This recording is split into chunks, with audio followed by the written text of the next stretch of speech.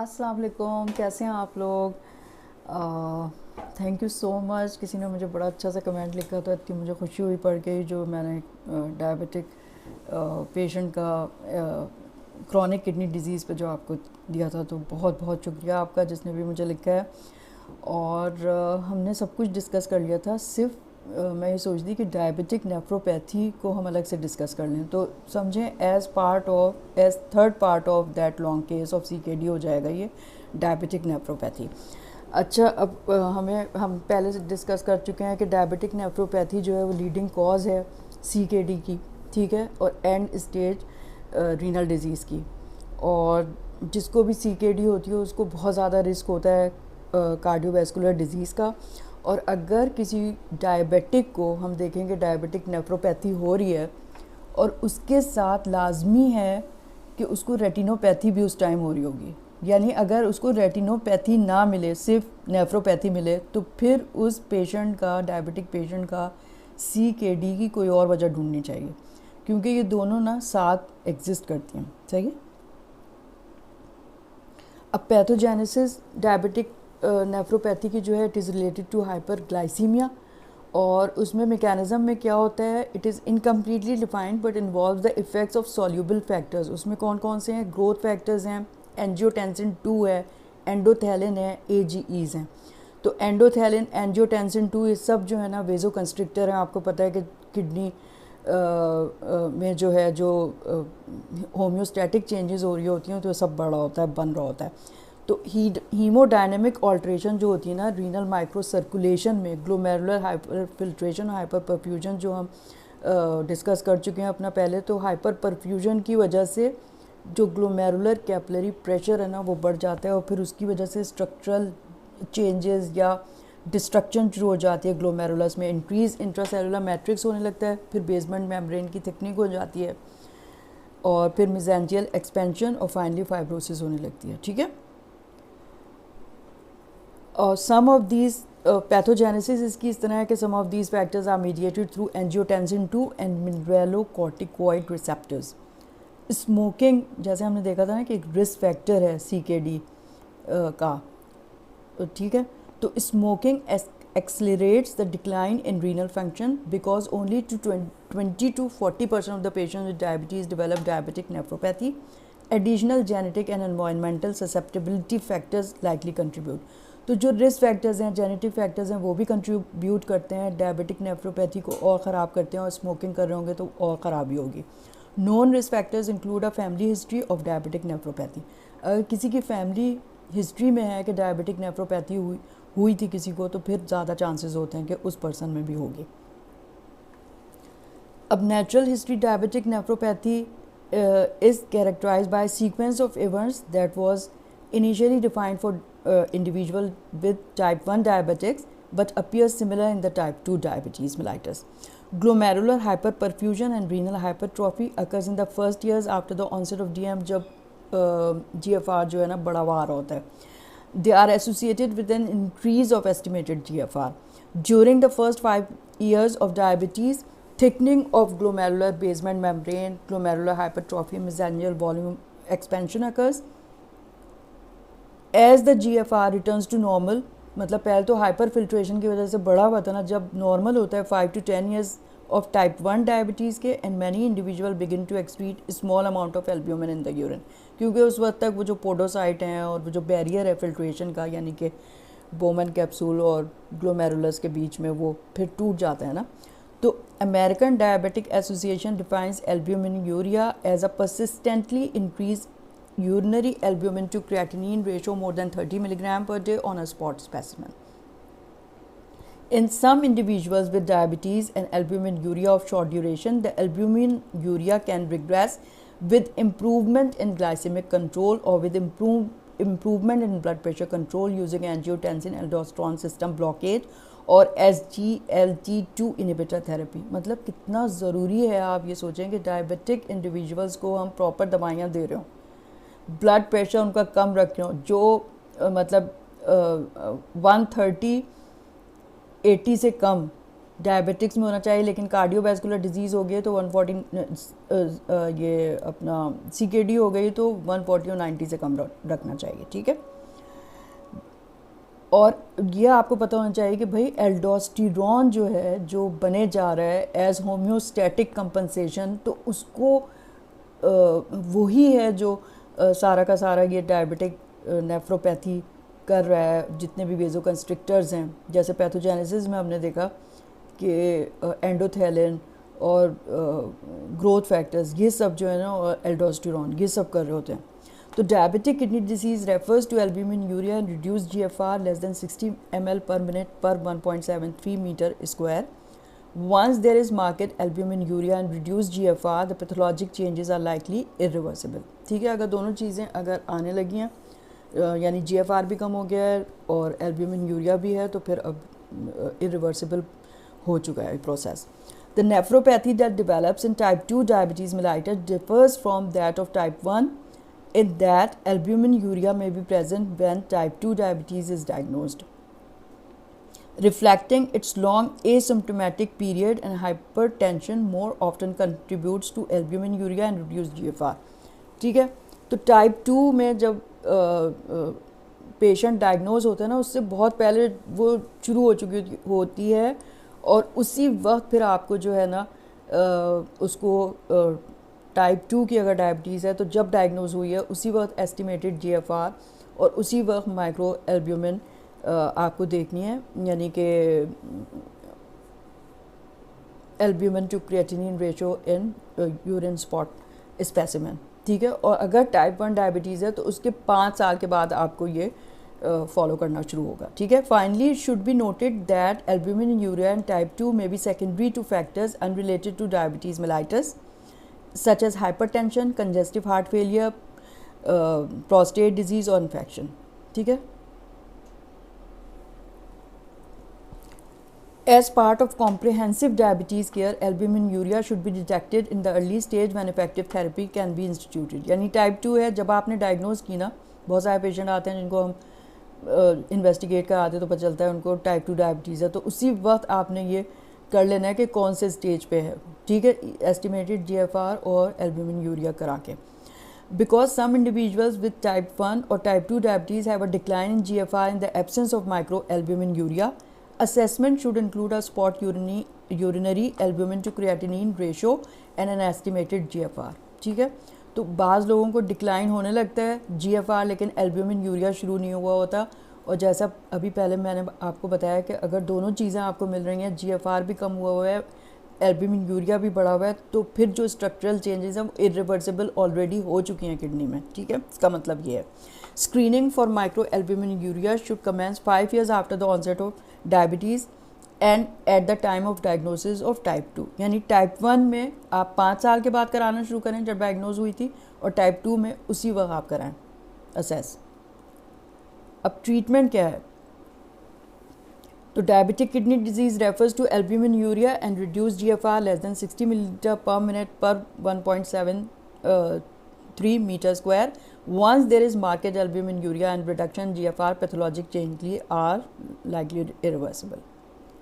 अच्छा, type 4 renal tubular acidosis भी develop हो जाता है ना later stages of chronic kidney disease में, जिसको हम कहते हैं हाइपोरेनिमिक hypoaldosteronism. It may occur in type 1 or type 2 both diabetes mellitus. These individuals develop a propensity to hyperkalemia and acidemia, which may be exacerbated by medication, especially जो हम दे रहे होते हैं ना, ACE inhibitors, angiotensin receptor blockers and mineralocorticoid receptor antagonist. हालांकि ज़रूरी भी कितनी है ना, लेकिन आपको देखना है अगर हाइपरकैलीमिया होने लगा और ये सब, तो फिर आपको ये बंद करने की ज़रूरत होगी, ठीक है।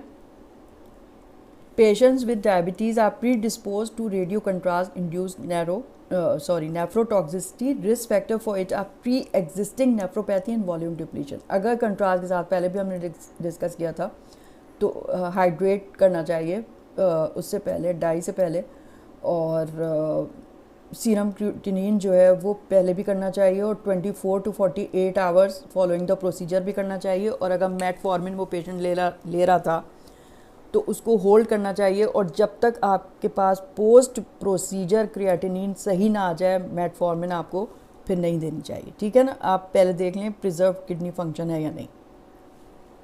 अब ट्रीटमेंट कैसे होगी डायबिटिक नेफ्रोपैथी की। Optimal therapy for diabetic nephropathy is prevention by optimal control of glycaemia, यानी कि अगर शुरू से ही शुगर कंट्रोल रखें patients. Intervention effective in slowing progression of albuminuria and declining kidney function include number 1 improve glycaemic control. अब आपसे examiner पूछेगा ना, तो पहला है इम्प्रूव ग्लाइसेमिक कंट्रोल, दूसरा क्या है स्ट्रिक्ट ब्लड प्रेशर कंट्रोल। अब मेरे पास पेशेंट आ रहे होते हैं, आप यकीन करें, मतलब जैसे पहली दफ़ा मेरे पास कोई पेशेंट आया और पता नहीं कब से उसको डायबिटीज़ है, कब से उसको हाइपरटेंशन है, और मैं देखती हूँ वो सब दवाइयाँ भी ले रहा है, पता है दवाइयाँ भी ले रहा है, कंसल्टेंट्स को दिखा भी रहा है, ना उसका ब्लड प्रेशर कंट्रोल है, मुझे तो समझ में नहीं आता कि क्या कर रहे होते हैं, ना उसकी शुगर कंट्रोल है। एक्चुअली जब हमारे पास पेशेंट आ रहे होते हैं, जिस तरह से पेशेंट देखे जा रहे होते हैं ना, ख़ुद तो कोई, मैं नहीं समझती कि सबका ब्लड प्रेशर, मैं तो चेक करती हूँ भाई, ख़ुद चेक करती हूँ मैं सारे पेशेंट का ब्लड प्रेशर, और ना मैं इतने ज़्यादा पेशेंट देख ही नहीं सकती जिस तरह लोग पता नहीं कि 100 पेशेंट देख रहे होते ना। मेरे पास 2 घंटे में जितने एटलीस्ट 10 मिनट तो आप पेशेंट को देंगे ना, तभी तो आप बीपी भी चेक करेंगे, वो भी चेक करेंगे। तो ये तो हमारा फ़र्ज़ है ना, अगर उसको डायबिटीज़ है तो हम, मतलब ये कि हमने समझा कि बस किसी ने भी उसको ब्लड प्रेशर की भी दे दी है और जो है शुगर की भी दे दी है, ना किसी ने फॉलोअप के लिए उनको बताया, कन्विंस किया, ना काउंसिल किया, और पेशेंट बस खा भी रहे इतनी महंगी महंगी दवाएं, ना उसका ब्लड प्रेशर कंट्रोल है, ना उसका शुगर कंट्रोल है। इतना अफसोस होता है ना। आप देखें कितना ज़रूरी है, आप गाइडलाइंस पे चले ना, तो administration of an ACE inhibitor और ARB, इसकी कितनी ज़रूरत है कि आप जिनको प्रोटीन यूरिया हो रहा है उनको आप इलेक्ट्रोलाइट वगैरह सब बेस लाइन जब आप कराएंगे, पोटेशियम भी सही आ गया, सब कुछ सही आ गया, तो आप एस इनहिबिटर या ARB दें। एस इनहिबिटर से अगर कॉफ़ हो जाती है पहले आप वो दे के देखें, अगर कॉफ़ हो रही है तो फिर ARB दे दें, दोनों इक्वली, और दोनों को इकट्ठा देने का कोई फ़ायदा नहीं है। Number 4 individuals with type 2 diabetes mellitus administration of SGLT2 inhibitor, ठीक है, ये भी अब एक नई ट्रीटमेंट आ चुकी है। 5 डिसलिपिडीमिया शुड बी ट्रीटेड। भाई वो तो मेटाबॉलिक सिंड्रोम क्या क्या हो रहा होता है टाइप 2 के साथ, तो आपको देना ही देना है, ये नहीं कि अगर उसका कोलेस्ट्रॉल या कुछ सही आ गया तो आपने नहीं दी। नंबर 1 पहले हम एक एक करके डिस्कस कर लेते हैं। इम्प्रूव ग्लाइसेमिक कंट्रोल कैसे करेंगे।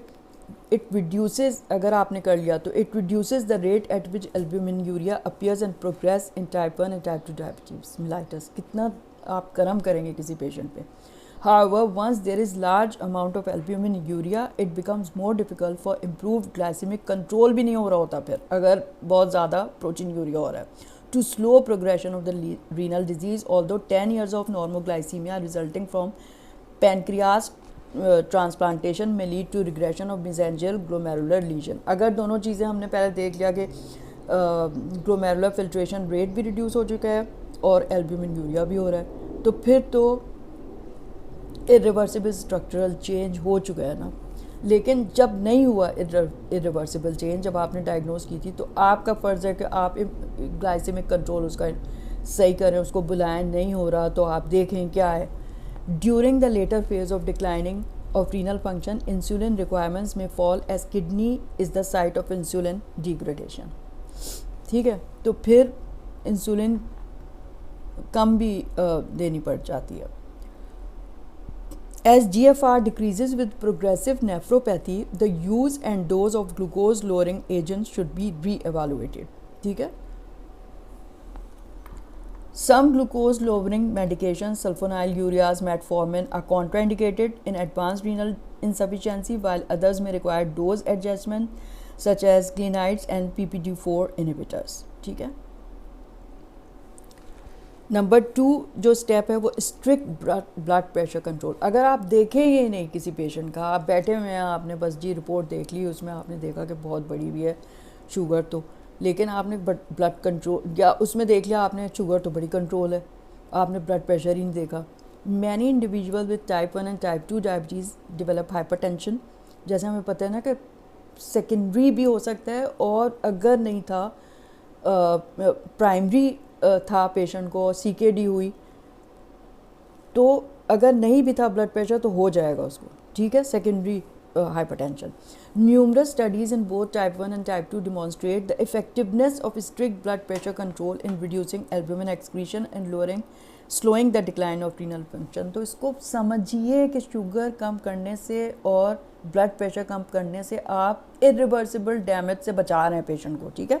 Blood pressure should be maintained eight less than 140 by 90 millimeter of mercury in individuals with diabetes and possibly 130 by 80 millimeter of mercury in individual at increased risk of CVD and CKD progression, ठीक है.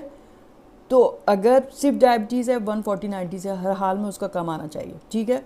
नहीं आ रहा है आप यानी dose adjust करें, increase करें, जो भी करना है.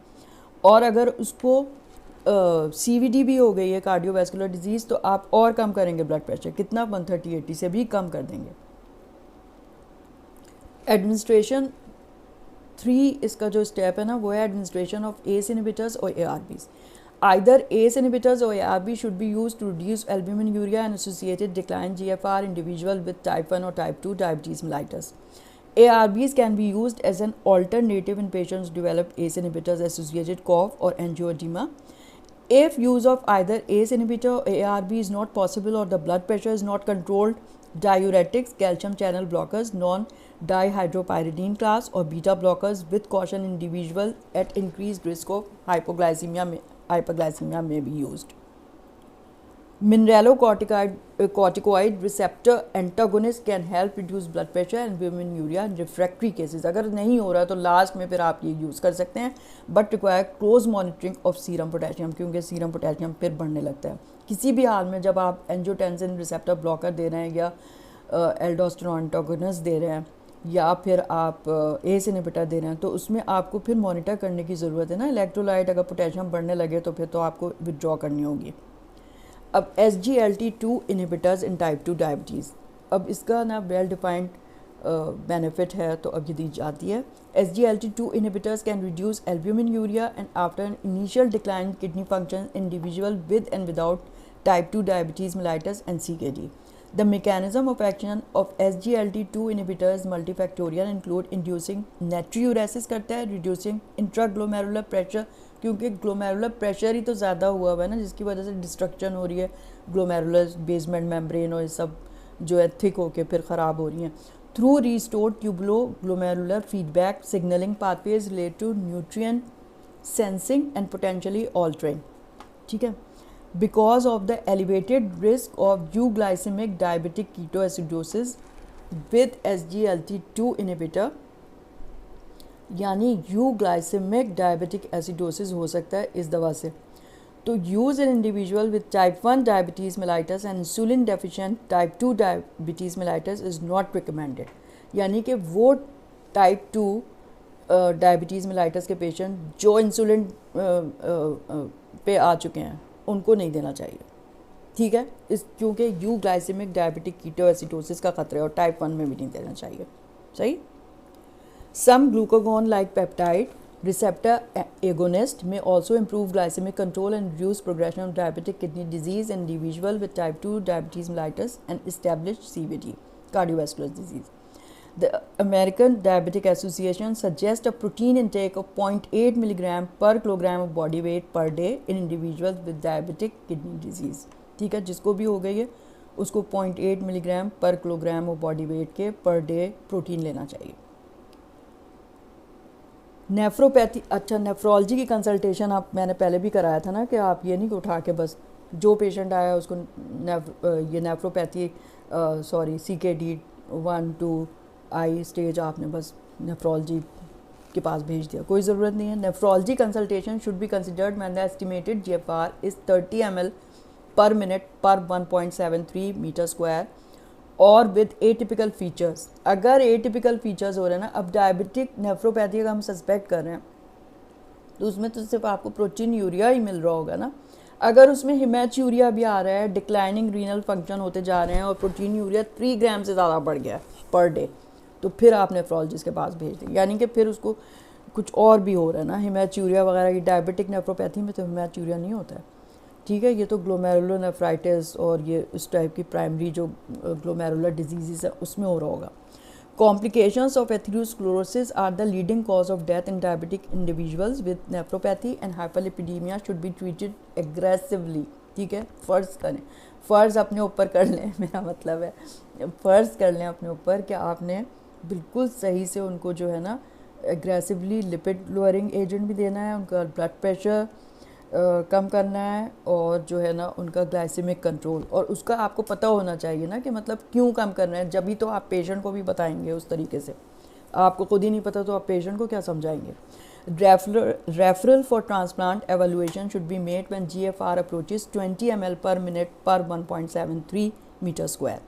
प्रीएम्प्टिव का मतलब है before dialysis kidney transplantation from a living donor और simultaneous pancreas kidney transplantation from a deceased donor both offer improved patient and kidney survival over waiting for a deceased donor kidney alone। ठीक है, तो मतलब kidney तो living donor से मतलब arrange हो सकता है, लेकिन अगर डिसीज डोनर हो तो पेनक्रियास और किडनी वहाँ पे तो होते हैं। अगर पेनक्रियास भी लगा दिया जाए तो फिर तो बिल्कुल ही सही हो जाएगा पेशेंट, ना डायबिटीज़ रहेगी ना CKD। A combined pancreas kidney transplant offers the promise of normoglycemia and freedom from both insulin and dialysis. As compared with non-diabetic individuals, hemodialysis in patients with diabetes is associated with more frequent complications such as hypotension due to diabetic nephropathy or loss of reflex tachycardia neuropathy की वजह से। अच्छा, not nephropathy और neuropathy था, क्योंकि autonomic neuropathy की वजह से हो जाता है ना। More difficult vascular areas and accelerated progression of retinopathy होती है फिर इसमें। जिन लोग को डायलिसिस पे होते हैं ना तो उनको बहुत सारी कॉम्प्लिकेशंस हो सकती हैं। ठीक है, ये हमारा ख़त्म हो गया और ये मैंने सारा आपको अच्छी तरीके से बता दिया है। आप मोटी मोटी चीज़ें ना अपनी जहन नशीन कर लें, लिख लें अपने पास कि कितना आपने करना है। अमेरिकन डायबिटिक एसोसिएशन क्या गाइडलाइंस आपको बता रही है, और आप फ़र्ज़ अपने ऊपर करेंगे भाई पेशेंट आए तो मैंने ये चीज़ कर लेनी है। ठीक है, तो इंशाअल्लाह फिर आपके पेशेंट कितने सही होने लगेंगे। ठीक है ना, आप उनका फिर सर्वाइवल यूग्लाइसीमिया की वजह से, ब्लड प्रेशर कम की वजह से, CKD कितनी डिलेड होगी फिर उनकी। ठीक है, ओके, रेफरेंस मैंने वहीं से लिया। अच्छा, मैंने देखा था कि मैंने गलती से ना शुरू से ही मैं ये गलती करती चली आ रही हूँ कि रेफरेंस मैं जब बताती हूँ Harrison principles of internal medicine तो मैं 20th एडिशन शायद बोल देती हूँ, वो 21st एडिशन है 2022 का। ठीक है, तो वो मैं वीडियो में एडिट करके उसकी करेक्शन कर दूँगी, लेकिन जहाँ पे मतलब लिखी हुई स्लाइड्स आ रही हैं उनको तो मैं कुछ नहीं कर सकती। ठीक है, तो प्लीज़ आप लोग उसको करेक्ट कर लें। थैंक यू सो मच, और ज़रूर मुझे लिखिएगा अपना ओपिनियन, कमेंट ज़रूर लिखिएगा। Thank you so much. Okay.